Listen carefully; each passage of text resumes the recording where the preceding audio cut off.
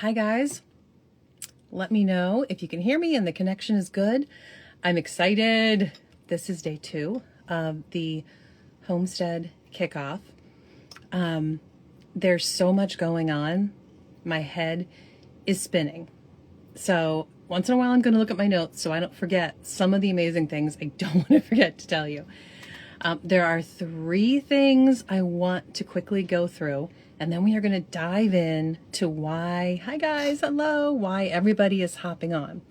We are going to dive into the thing that no one is talking about when it comes to seed starting. Actually, spoiler alert, there's 2 things. But before that, just a couple of little things I want to make sure I don't forget to tell you. A Joy from Virginia, hello. Anybody else want to tell me where you're from? I love to see the variety of locations. Indiana, hello. Good, I'm glad you can hear me well. Thank you, A Joy. A Joy, boy. The font on my phone is so tiny. I'm not even going to try to read everybody's Instagram handles, but I'm so glad you guys are here. Okay, so first of all, in case you're living under a rock, I want to make sure you know about the Homestead Bundle. It is a very limited time. Don't miss out. It's 70 resources, all put together, valued at almost $5,000. And you can get them all for $50. Most of these resources alone are retail value over $50. My Maple Syrup University is included in the Homestead Bundle, the full masterclass. It's a retail value of $229. And you can get it along with 69 other resources for $50. See the link in my bio. It's the very first link because there's a very special, kind of a triple gift I want to give you if you decide to purchase the bundle from the link in my bio. So please don't miss that. Go check it out either now or after this is a replay. Don't miss that. So I guess I should tell you who I am because I know there's a lot of faces I don't recognize coming in. I'm so glad to meet you. I hope, by the way, you'll go over to my page and follow because there's so much going on. I'm actually doing a personal live every day this week, and I have an insiders group of over 900 people. We are diving really deep into fresh flower this week, and I'd love to have you in there too. Totally free to join. So I'm glad to meet you, but let me tell you who I am. I'm Michelle Visser. I am a podcast host. Wow, I bet you it's been 5 years now that I've been podcasting. It is a show all about simple living and real food. And I think that's actually where I met Amber Benge of Grace Walk Farm. I'm sure all of you know Amber because she is the brains behind all of this kickoff week. She's amazing. She's been a good friend of mine for many years since she first came on my show. She's been on it a few times. I have a link for my podcast at the link in my bio too. If you want to check that out, I'd love to see you over there. I am an author. My book is called Sweet Maple, and I'm a sugar maker, which is why I wrote the book. But it's a lot more than just how to be a backyard sugar maker. It is also a cookbook, and it's an encouragement to live a more self-sustaining life. It's the story of our family and where we were 10 years ago versus where we are now. So that's a little bit about me. We lived in the heart of suburbia. I'm talking the heart of suburbia, half an hour drive into the heart of Philly. And we had a tiny 0.2 acre yard that I never even figured out how to grow food there, which was very sad because I've been a gardener my whole life. But for the 8 years that we lived there, I didn't have a garden. I told myself I was just going to be happy going to the farmer's market and leave it at that, which I had young kids at the time. So, I mean, I do have to give myself grace too. But when we moved a decade ago to the country, I'm talking rural country in New England, we moved 400 miles north of where we were. And we are now 18 miles from the nearest traffic light. It takes us half an hour minimum one way to get to the stores. And I very quickly learned I wanted to think more about my food. At the time, honestly, it wasn't because I thought the ingredients were that important. Instead, what I was focusing on at the time was getting chickens and ducks and a milk cow and expanding, planting gardens, expanding gardens, all that stuff and the fruit. But I wasn't thinking about my kitchen and the ingredients, except I got really sick of not having what I needed from the grocery store because it was an hour trip there if I needed to go get some bread and butter. So I started thinking about the ingredients at that point, really just for convenience. And then I started educating myself. And about that time is when I started doing my podcast, honestly, because I was blown away at what I was discovering as I dug deeper into just simple ingredients and processed food. And I realized I really didn't want processed food in my kitchen. So slowly I started replacing some of our favorite processed food with homemade options. And all of that, I mean, at this point, I guess this is about 3 or 4 years into our new life. I hadn't once thought of the most important ingredient, like that is a basic ingredient in almost everything I was doing. I never thought about the flour. So that led me down a whole new rabbit trail, 7 years actually of research and trial and error with my grain mill, because fresh flour, although will get on a soapbox any day and tell you why it is so important if you are able to mill your own flour, why it's important. I also will tell you there's something nobody's talking about when it comes to fresh flour. It's not a matter of putting your wheat berries in, getting your flour, and baking as usual, because it's a whole different beast. It's a wonderful beast, but we can't expect it to be like that refined flour we get at the grocery store. So all of that to just give you a little bit of my background. At that point, by the way, I started creating Fresh Flour University. That was last January. So it took me that long. Just this week, I have released seriously the world's most in-depth resource on fresh flour, how to mill it and how to bake with it, how to store it, how to do all the things. So I'd love it if you want to know more about that too. But that has nothing to do with the bundle, except, well, if you want to grab the bundle through my link, I am giving you a really valuable resource called Fresh Flour Formula that gives you an amazing head start into all that I'm doing in Fresh Flour University. So again, all of that is just kind of a little side note so I could meet you and tell you a little bit about me. Hello from, you know what my problem is? I decided to sit up here because this is where I have my seedlings, and I wanted to tell you a little bit about my setup. And I'm up in an upstairs bedroom, which is fine, except the only place to prop you, because I had no room for like a tripod, was against the window.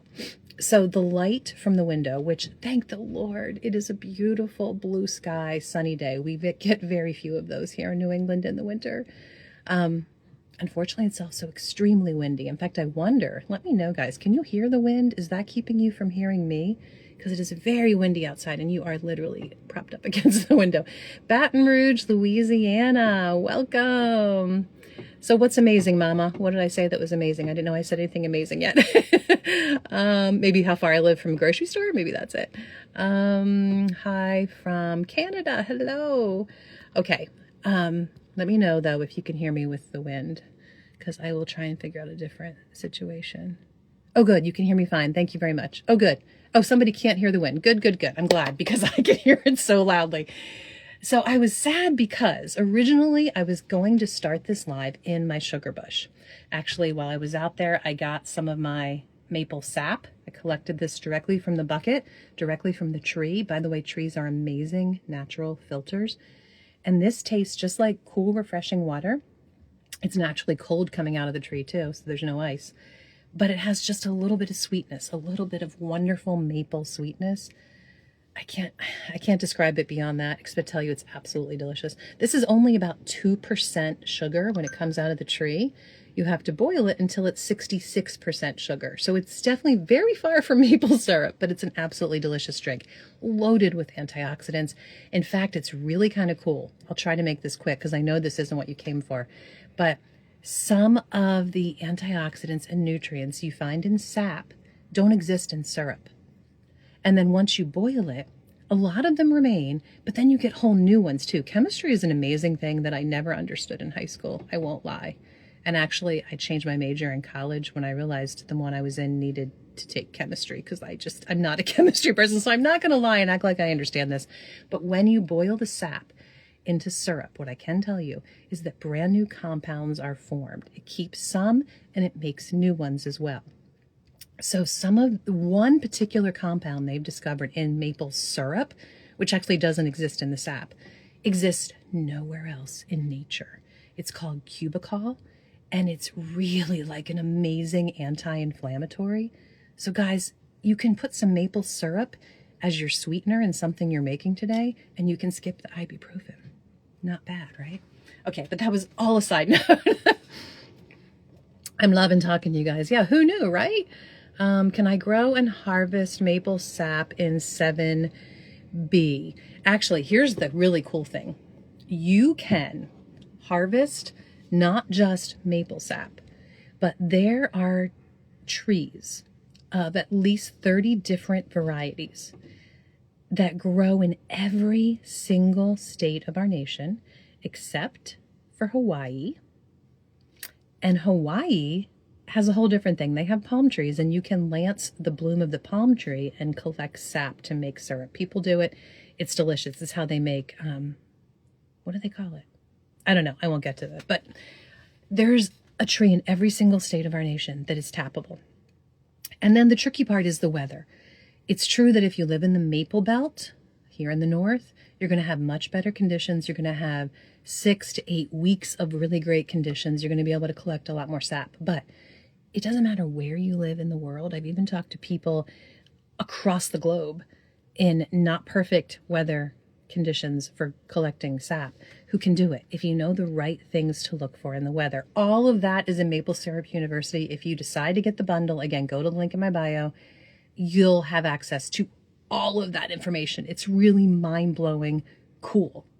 Okay. But I know we are not here to talk about maple syrup. So I'm going to try to stay focused. Let me see if I've told you what I had to tell you for the intro. The only other thing I wanted to tell you is I'm joining you again on Thursday. There's so many great presenters involved in this, aren't there? So Thursday is my next presentation, and we're talking about something I'm doing this year that I started last year, and this year I'm upping my game. I'm growing a medicinal drink garden, and we're going to talk about growing medicinal plants. But part of everything, what we're talking about today with the thing that nobody's talking about with our seedlings, and next Thursday when I join you to talk about medicinal drink garden, both of them come down to the basic necessity of good soil. You have to have good soil if you want to have successful plants and food that you're growing. So definitely hop over again to the link in my bio. That should be one word, link in my bio. And I have something, what is it called? Improve Your Soil Naturally. I have a whole series of workshops about doing just that. 3 simple steps. And the workshops, you can just watch the replays at your own leisure. I know this week is so crazy. Please just go sign up for those workshops. I'll send them to you one at a time, but you can just bookmark them in your email and wait until 2 weeks from now when life is a little less crazy and there's not so many free workshops going on. And you still have plenty of time to improve your soil naturally before spring really hits. So definitely go to the link in my bio, sign up for the Improve Your Soil Naturally workshops, and I will send all of that to you as well. Okay. That's all my intro. I'm looking at my notes. That's everything I wanted to make sure I told you. So hello. Let me say hello again. Oh, Amber. Hello. I was just talking about you, Amber, and how I think I met you when you came on my podcast. That was so fun when you did that. Okay. The thing no one is talking about when it comes to starting our seeds. I know it's easy when you are immersed in this homestead online culture to see the way everybody is doing things, to see my setup that I can actually show you a little more of, and to think, well, the 4 accounts that I followed about seeds, do this, and the 4 accounts that I follow about milk and dairy cows, they do this. And it's really easy to get caught up in Well, that's the perfect everything. If I combine all of those 20 accounts that I follow about homesteading, that's like the perfect homesteading world, and that's what I'm working towards. But guys, don't fall into that trap, because where you are right now, I don't want this to sound a la colloquial, it's where you're supposed to be. And you're in a refining time or a preparing time. Or maybe you're exactly where you've been planning towards. Maybe you have a little homestead and you're just here to just learn a little bit more. You're still right where you're supposed to be. But all that time, for instance, in my story, that I was doing all these things that I thought were working towards the right little homestead here for our family, I was neglecting even thinking about the processed food in my kitchen, which I know is crazy. I mean, I don't know. Our brains can only hold so much, right? And there's just things that are right in front of us that somehow we don't see. I don't know. But where you are right now, there are absolutely so many things you can be doing that if you had like this wish and you could just jump ahead to where you think it is that's the perfect place for you to be, you would miss out on all this time that there are other things you can be learning and doing. And if you were in that other place instead of where you're supposed to be, you would be focusing on all the other things and maybe missing out on the most obvious. So all of that to say, no matter where you are in your journey towards homesteading, think about what that looks like for you and what you might be missing right where you are that you could be working on and focusing on. Is that all I wanted to say about that? I got sidetracked. I hate it when I get sidetracked. Okay. So I know what I was going to say. If you're looking at all these accounts and you see the way people are starting their seeds and you're learning a lot, right? The problem is you're not being told that you can also plant your garden from live plants that you purchase. There are definitely times, there are seasons in our life. There are times, depending on what your setup is, like what kind of a house you live in, if you have space, there are times that it is better for you to purchase your plants instead of starting your seeds from seedlings. For instance, the first 2 years that we started growing seedlings excessively, like we expanded our gardens and we really wanted a lot more seedlings, I didn't have a setup like this. Looking back, I don't know why, because it was so simple. This is so simple, guys. I guess I know why. I do know why. Because this is now an extra bedroom. And can I show you this? Let me see. I know I can turn it around, but I always struggle. Here we go. Okay. So this is just an extra bedroom. It's a very small little extra bedroom. But we had a daughter. There's Bo. Hi, Bo. This was her bedroom. So although I could have done this, I don't think she would have appreciated it. While I have you turned around, I'll take you over and show you. Broccoli's doing really well. It's eager to get in the garden. We have a few more weeks before the broccoli can go in. Lots of different varieties of tomatoes and peppers and herbs and more peppers and more tomatoes. Okay. And these, by the way, are just simple shop lights that are very dusty. And I can raise and lower it very easily. I have it lower on this side because I want it an inch above the plants so it mimics the sun as best as I can. These are taller, so I have that side a little higher on the chain. Okay, let me turn you back around. So, before I could set this up, let me see where I had you. Before I had this location, I was doing this for a couple of years and I had all my plants in every window you could imagine. There's a bathroom over there. It gets a lot of light. I had it filled with plants. My poor daughters had no space in the bathroom. But here's the problem. I was working really, really hard at it, but I didn't have a light set up like this. So my plants were really leggy, really thin, and they took weeks and weeks once I got them in the garden to do anything because they were struggling to just put out their roots and get started. Whereas these plants, because of my light situation, are stocky and hardy, and they're going to do so much better. So for those years that I was trying really hard and making my family's life a little bit miserable by filling every single window ledge with so many solo cups and plants, I could have looked into some friends of mine that were getting rid of or selling some seedling plants. I could have went to, an actual nursery and purchased organic plants. Yes, it would have cost me more money, but it would have given my family 10 weeks of much more happiness without plants sitting everywhere that were just leggy and thin and not really productive anyway. So I tell you all of that story just to encourage you that that's the main thing I really want you to know from this, that it's okay if your seedling setup or your way of starting a garden looks nothing like mine. And it's okay to purchase your plants. It doesn't make you a better person in any way if you can start from seed. It just, of course, saves you money. And it's, of course, really quite fun to get your hands in the dirt in February. But another problem, if you don't have access to the grow lights, you're going to struggle with the thin plants and the really leggy plants. And, there's the final thing. Sometimes life is just more important. There's something else in your life that needs your focus, maybe in February and March of any given year, then stressing over getting your dirt and your seeds and starting this. Sometimes you need to say, you know what, it's okay. Other things are just more important. So that's what I wanted to encourage you about. But I told you I had two things. I know I had another thing I wanted to tell you. Oh, goodness, I have it sitting right here and I almost forgot.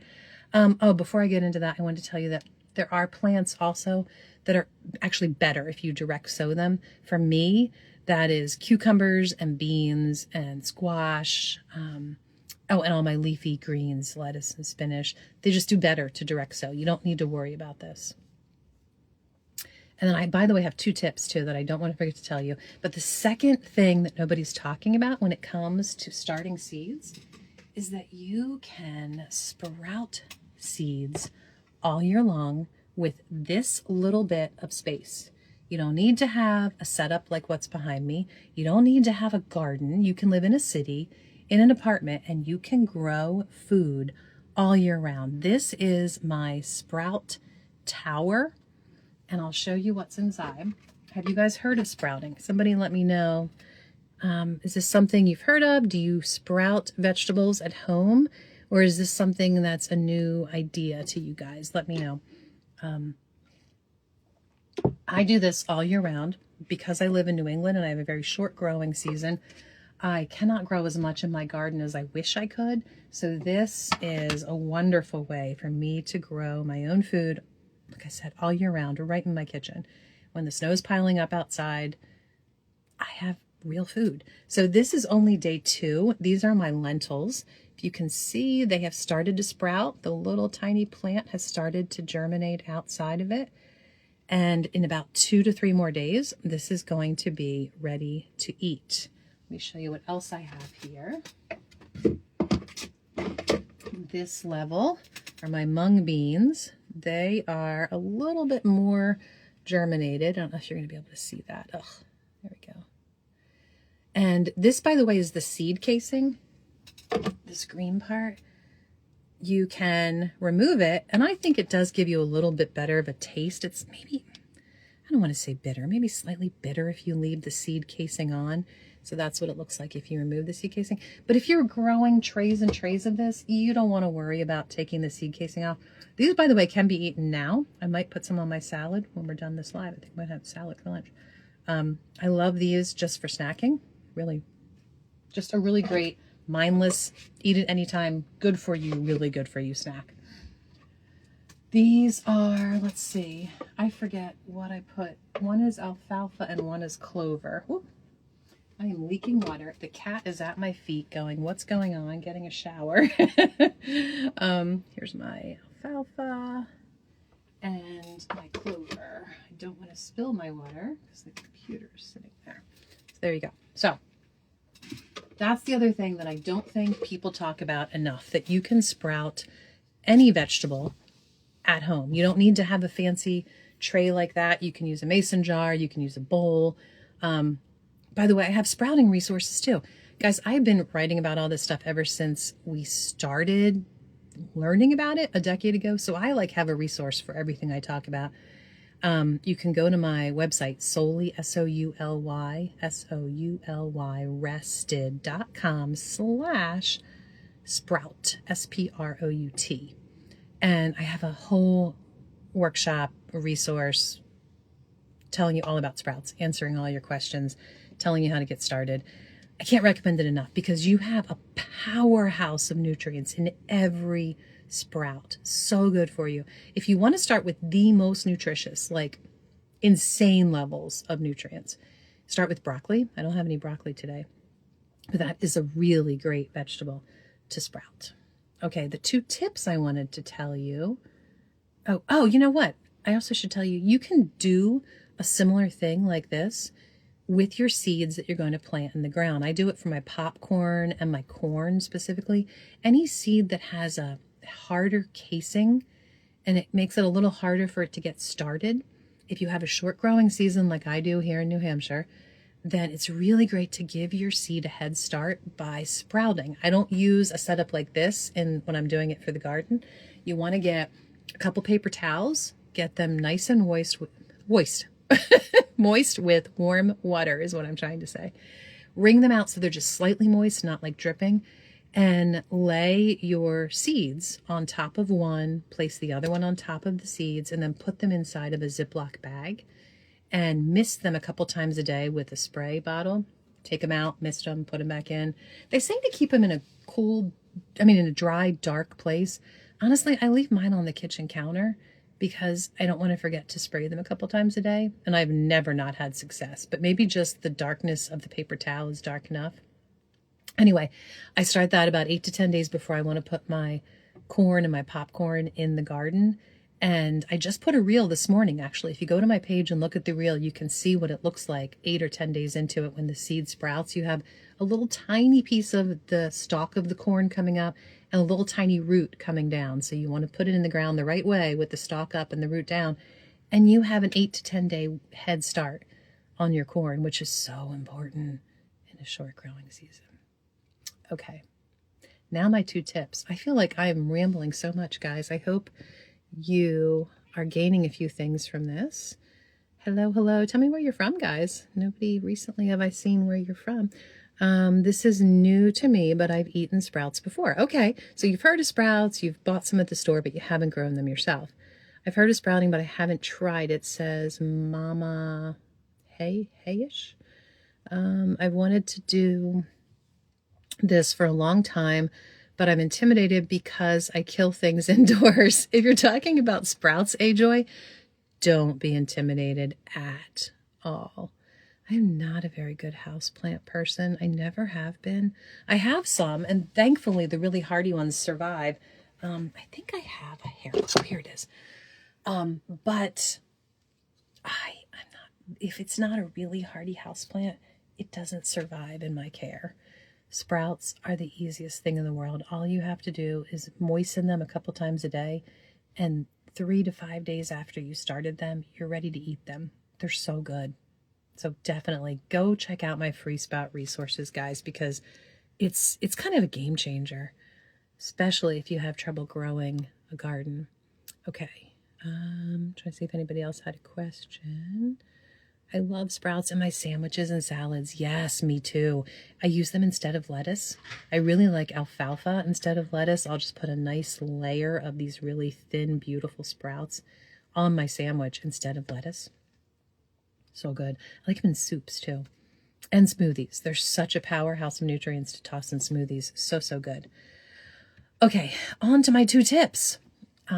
First thing, you should plant a seed if you're planting it in the ground, or if you're planting it to start it inside, roughly twice as deep as it is wide. So the really tiny little zinnia seeds, they get barely any dirt over top of them.